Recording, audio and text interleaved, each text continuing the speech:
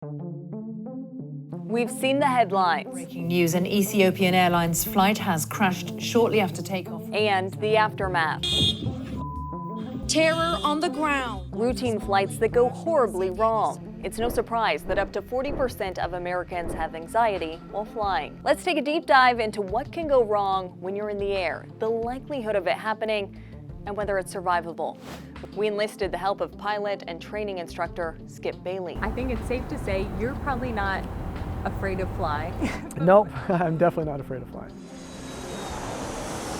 Let's take off with the good news. Air travel is the safest mode of transportation compared to cars, trains, and boats. A Reuters 2017 estimate put one fatal accident for every 16 million flights. That's because there are some big safeguards in place. Every flight is planned meticulously. He says despite the Hollywood plot lines, looks like we're losing fuel. Running out of fuel is highly unlikely, even over the ocean. Planes are required to have fuel reserves, and every overwater flight is given what's called an equal time point. Say we're flying from New York to London, and you're out over that open ocean. Well, if you get to a certain point and you have a problem, well, at that point, that equal time point, you would be able to turn back anytime before there and make it back to New York. If you're past that equal time point, then you would continue on. So don't sweat running out of gas. But what about engine failure, which happens about 25 times a year across all commercial aviation, according to international safety statistics? That's where ETOPS comes in. It stands for Extended Range Twin Engine Operational Performance Standard. A long way of saying commercial airliners are not allowed to fly any further from an airport than it would take to get back on just one engine. All airliners have at least two, if not more, engines. So they all have the ability, if something happens to one of those engines, to be able to turn around and get back to an airport. That's what happened on this flight from Denver to Honolulu in February. The United flight experienced engine failure shortly after takeoff and was able to safely return to the Denver airport.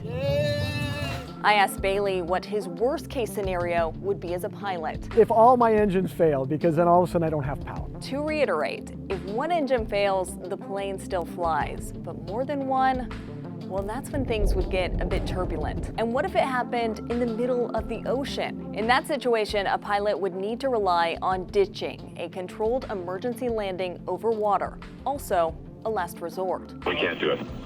We're going to be nuts. That's what happened to Captain Sully Sullenberger in 2009, pulling off the most famous water landing in aviation history, using the Hudson as a highway while keeping the plane intact. Ditching requires pilots to slow the plane as much as possible, with the nose slightly elevated so the plane glides across the water surface.